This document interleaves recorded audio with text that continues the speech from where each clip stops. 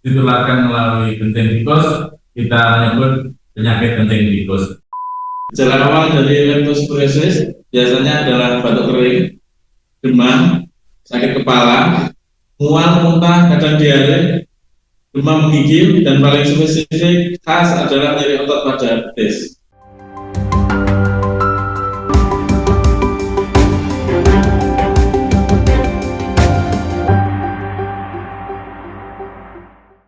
Dalam wawancara eksklusif bersama Kepala Dinas Kabupaten Pacitan, Dr. Daru Mustiko Aji, kita akan membahas tentang leptospirosis. Terkait temuan kasus leptospirosis, Dinas Kesehatan Pacitan telah melakukan sejumlah berbagai macam upaya. Di antaranya meningkatkan pemahaman masyarakat agar menjalankan perilaku hidup bersih dan sehat. Menurut PLT Kepala Dinas Kesehatan Pacitan, Dr. Daru Mustiko Aji, pada Jumat 3 Maret 2023, pihaknya sudah melakukan koordinasi lintas sektor dan camat untuk meningkatkan pemahaman masyarakat terkait PHBS atau perilaku hidup bersih dan sehat. Dr. Daru Mustiko Aji menjelaskan akan melakukan deteksi dini kasus leptospirosis, juga menambah logistik alat tes leptospirosis, baik di puskesmas yang ada di kecamatan maupun di RSUD Dr. Darsono Pacitan. Sementara itu, data secara kumulatif dari awal tahun sampai tanggal 2 Maret 2023, di Pacitan ada 6 orang meninggal dunia karena leptospirosis. Tribuners, untuk mengetahui lebih lanjut informasi terkait leptospirosis, saat ini saya telah terhubung dengan Pelaksana Tugas Kepala Dinas Kesehatan Kabupaten Pacitan, Dr. Daru Mustiko Aji. Selamat sore Pak Daru. Selamat sore. Baik Pak, mohon dijelaskan sedikit Pak penjelasan dari leptospirosis itu sendiri, dan leptospirosis ini disebabkan oleh apa Pak? Leptospirosis adalah penyakit infeksi yang disebabkan oleh bakteri, yaitu bakteri Leptospira, yang dapat ditemukan di air tawar yang telah terkontaminasi oleh urin hewan, diantaranya adalah urin tikus. Leptospirosis ini tidak menyebar dari orang ke orang, kecuali dalam kasus ketika menyusui atau ke janin ibu yang sedang hamil. Pemaparannya biasanya pada tani, peternak, pekerja rumah potong, dokter hewan, pekerja selokan, dan lain-lain. Dan Pak, apakah leptospirosis ini hanya ditularkan lewat virus atau kencing tikus saja Pak? Sebenarnya tidak hanya tikus, namun bisa juga pada hewan-hewan lain, hewan ternak lainnya, seperti anjing, kucing, kambing, sapi, dan lain sebagainya. Biasanya pada ditularkan melalui genting tikus, kita menyebut penyakit genting tikus. Lalu ya Pak ya, faktor resiko leptospirosis ini apa Pak sebenarnya? Faktor risiko besar pada petani karena bekerja di tempat yang basah, peternak juga karena bersinggungan dengan ternak-ternak mereka, dan juga pekerja rumah potong. Lalu ya Pak ya, gejala awal pada orang yang terinfeksi leptospirosis itu apa Pak? Dan kapan seharusnya kita harus periksa ke dokter atau pergi ke dokter?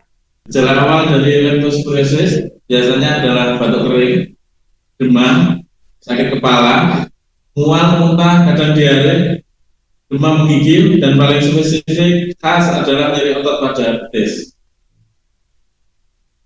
Dan kapan seharusnya kita pergi ke dokter untuk memeriksa gejala leptospirosis ini Pak?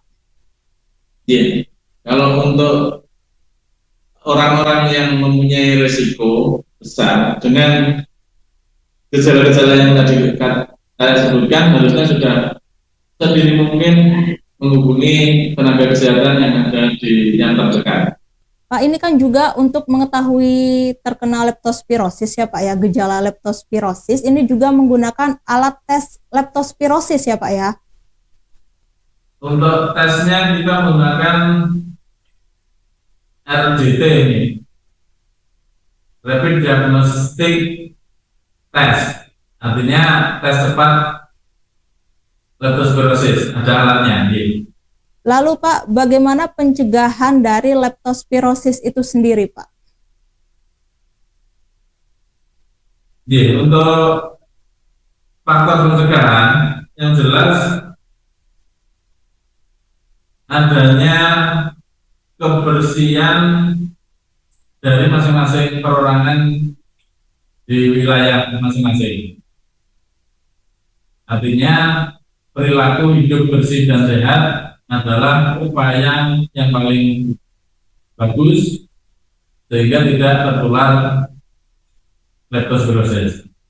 Contohnya, untuk di daerah yang becek pada waktu hujan kita menggunakan alas kaki agar supaya tidak terkena air yang terinfeksi, dan juga sering cuci tangan, cuci kaki pakai sabun, itu juga merupakan pencegahan. Baik Pak, ini untuk pertanyaan selanjutnya nih ya Pak ya. Ini apa benar Pak untuk gejala leptospirosis itu sendiri yang ringan pada umumnya tidak memerlukan penanganan khusus, melainkan bisa sembuh dengan sendirinya dalam kurun waktu 7 hari. Lantas bagaimana Pak proses pengobatannya Pak? Kalau leptospirosis sebetulnya adalah bakteri yang mudah mati dengan antibiotik, sehingga sebaiknya untuk penduduk atau perorangan yang menderita gejala yang seperti disebutkan di awal, secepatnya berobat ke fasilitas kesehatan agar mendapatkan antibiotik yang tepat untuk leptospirosis, sehingga tidak terjadi pemburukan pada gejala. Lalu ya Pak, lantas upaya apa saja yang dilakukan oleh Dinas Kesehatan Kabupaten Pacitan, baik penanganan warga yang terinfeksi maupun kedepannya? Upaya yang dilakukan oleh Dinas Kesehatan Pacitan ini Pak.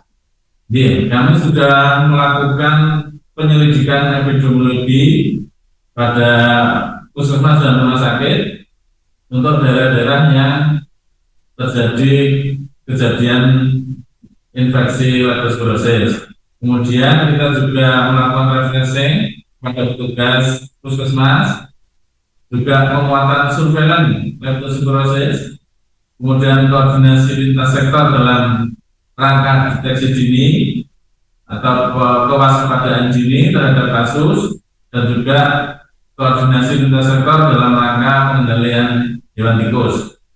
Kemudian kami juga sudah melakukan drop tikus dengan memasang trap beberapa lokasi. Kemudian kita juga mengaudit internal kejadian kasus leptospirosis baik di rumah sakit maupun di puskesmas, dan juga yang paling penting adalah penyuluhan di tingkat desa oleh tenaga prokes kesehatan dinas kesehatan. Baik Pak, dan sampai hari ini Pak, ada berapa orang yang terindikasi kasus leptospirosis ini? Apakah ada peningkatan jumlah orang yang terindikasi Pak? Untuk data yang sudah terindikasi terkena positif leptospirosis ada secara klinis ada 204 kasus. Kemudian dicek dengan RDT yang saya sebutkan tadi ada 133 kasus yang positif. Kemudian 175 sudah sembuh. Baik, terima kasih Pak Daru atas wawancara singkat ini Pak.